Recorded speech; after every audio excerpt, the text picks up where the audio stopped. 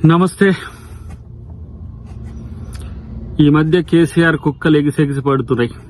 కేటీఆర్ నుంచి మొదలు పెడితే సుమన్ దాన్కా. కొంచెం ఆగుర్రా నాయన, ఎందుకు ఎగిసెగిసి పడతారు? మిమ్మల్ని ప్రజలు చెప్పులు తీసుకొని కొట్టినా ఇంకా మీకు బుద్ధి రాలే, ఇంకా రాదు కూడా. ఎందుకంటే ప్రజల్ని దోచుకునే దొంగలకు పరిపాలన ఏంటి, దానికి సంబంధించిన అంశాల్లో ఏ విధంగా ముందుకు పోవాలనేది కనీస ధర్మం తెలియక మీరు ఇలా రాజకీయంగా చచ్చిపోయింది. ఇక అది పట్టలేక ఒకడేమో 3 నెలలు ఉంటుంది అంటాడు, ఒకడేమో 6 నెలలు ఉంటుంది అంటాడు, ఒకడేమో ఎప్పుడు పోద్దో తెలియదు అంటాడు.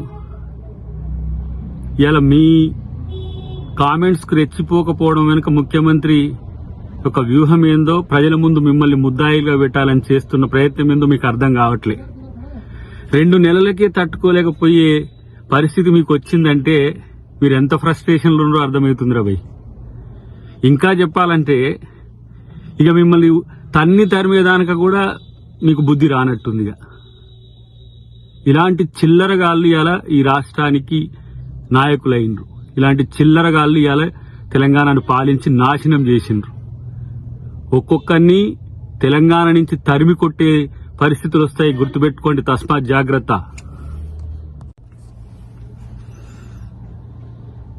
చివరికి ఎక్కడికి తెగబడ్డారంటే ఉచ్చ నీచాలు మరిసి మీ చెప్పులతో మీరే తన్నుకునే కాడికి వచ్చింది మీ బతుకులు. ముఖ్యంగా ఎక్కడో కొడితే ఎక్కడో కాలినట్టు కేటీఆర్ టీంకు మరీ ఎక్కువైపోతున్న పరిస్థితిని గమనిస్తున్నాం. బిడ్డలారా జాగ్రత్త, ఎక్కువ తక్కువ వాగకండి. మీ ద్రోహాలేందో, మీ దోపిడేందో, మీ అవినీతి ఏందో, అక్రమం ఏందో ఒక్కసారి వెనకకేసుకొని చూడండి. మీ బతుకులేందో ఒకసారి చూసుకోండి ఫస్ట్. కాబట్టి తెలంగాణ ఏదో వీళ్ళ జాగీర్ అన్నట్టు, అధికారం కాంగ్రెస్కి వస్తే వాళ్ళదేదో గుంజుకున్నట్టు అసహనంతో ఫీల్ అవుతుండే ఎందుకురా? తెలంగాణ ప్రజలు మిమ్మల్ని తన్మే రోజులు ముందునే, గుర్తుపెట్టుకోండి. మీ అవినీతి అక్రమాలు తెలిసిన తర్వాత మాట్లాడుతున్నారు కదా ఒక్కొక్కడు. కాబట్టి ఇలాంటి చిల్లరగాళ్ళు, ఇలాంటి చెత్తగాళ్లను ప్రజలు పట్టించుకోవద్దు అసలు ఫస్ట్. వీళ్ళ వల్లనే ఈ తెలంగాణ ఇట్లా నాశనమై ఈ స్థితికి వచ్చింది. డెఫినెట్ గా రేవంత్ రెడ్డి గారు రేపు తెలంగాణ అభివృద్ధిని మరింత చేస్తారనే ఒక భావనతోనే, అలా జరగకుండా ఉండాలనే ఎవడెవడితో ఏమేమో కుట్రలు చేస్తున్నట్టు కనబడుతున్నది. మిమ్మల్ని ప్రజలు శిక్షించే రోజు భవిష్యత్తులో ఉండదనేది గుర్తుపెట్టుకోండి. ఉల్లరూటి మాటలతో, ఎచ్చిడి మాటలతో రెచ్చగొడితే తెలంగాణ ప్రజలు ఊరుకోరనే విషయాన్ని కూడా గుర్తుపెట్టుకుంటే మంచిదని చెప్పి హెచ్చరిస్తున్నా. ఇంకోసారి ఇలాంటి పిచ్చి ప్రేలాపనలు వెళ్తే తంతర్ అనేది కూడా గుర్తుపెట్టుకోండి. అసలు మీరు ఎక్కడ్రా లీడర్ నాకు అర్థం కావట్లేదు.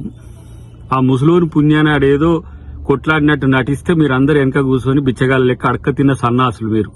ఎవడైనా సరే మాట్లాడేటో తలతిక్క సన్నాసిగాళ్ళు. సిగ్గు లజ్జ లేకుండా లక్షల కోట్లు దోంచుకొని ఇంకా మీకు కోపాలు వస్తాయి. ప్రజలు చెప్పులు తీసుకొని తన్నే రోజులు భవిష్యత్తులో ఉన్నాయని తెలియదా మీకు?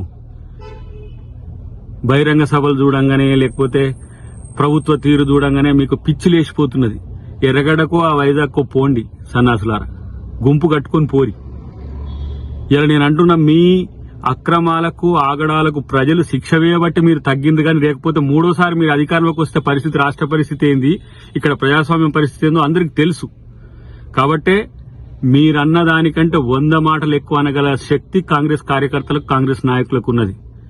ఈ మౌనం కేవలం ప్రభుత్వం వచ్చింది ప్రజల కోసం మనం ఆలోచించాలనే ఉద్దేశంతోనే తప్పితే చివరికి ముఖ్యమంత్రి సైతం స్పందించినా మీకు సిగ్గులద్దలేకపోయాయి.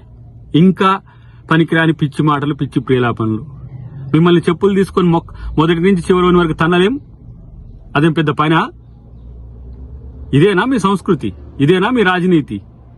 దిగజారు రాజకీయాలు తప్పే ఇంకో తెలియదా?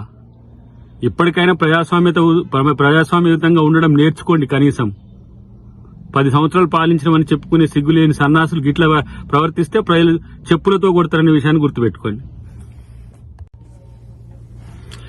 మీరు ఈ 9 ఏండ్లలో చేసిన తప్పులకు రోజుకో చెప్పుతో కొట్టినా మీకు బుద్ధి రాదు.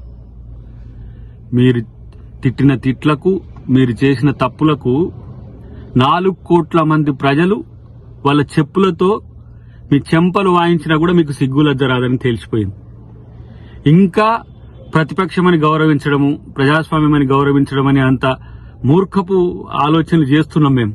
ఎందుకంటే అయ్యో రాజ్యాంగం ఉంది, ప్రజాస్వామ్యం ఉంది, దాన్ని గౌరవించాలి, ప్రతిపక్షాలకు కూడా మర్యాద ఇవ్వాలి, గౌరవం ఇవ్వాలంటే ఇలాంటి దిగజారుడు రాజకీయాలకు తెగబడితే ఇంకింతకంటే నీచం ఏమైనా ఉన్నదా? ఇలా నేను అంటున్న ప్రజలకు ఒక పిలుపునిస్తున్నా, ఇలాంటి దద్దమ్మల వల్ల, ఇలాంటి పనికిరాని చెత్తగాళ్ల వల్ల తెలంగాణ సమాజానికి ఏం ఒరిగడు.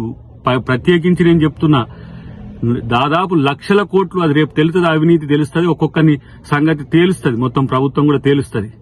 అంటే రెచ్చగొట్టడం ద్వారా, లేకపోతే ఇలాంటి బూతులు మాట్లాడడం ద్వారా కాంగ్రెస్ ప్రభుత్వాన్నో కాంగ్రెస్ పార్టీ నాయకులను అబాసుపేలు చేయాలని చూస్తే ప్రజలు సహించరు, కాంగ్రెస్ కార్యకర్తలు కూడా సహించరు.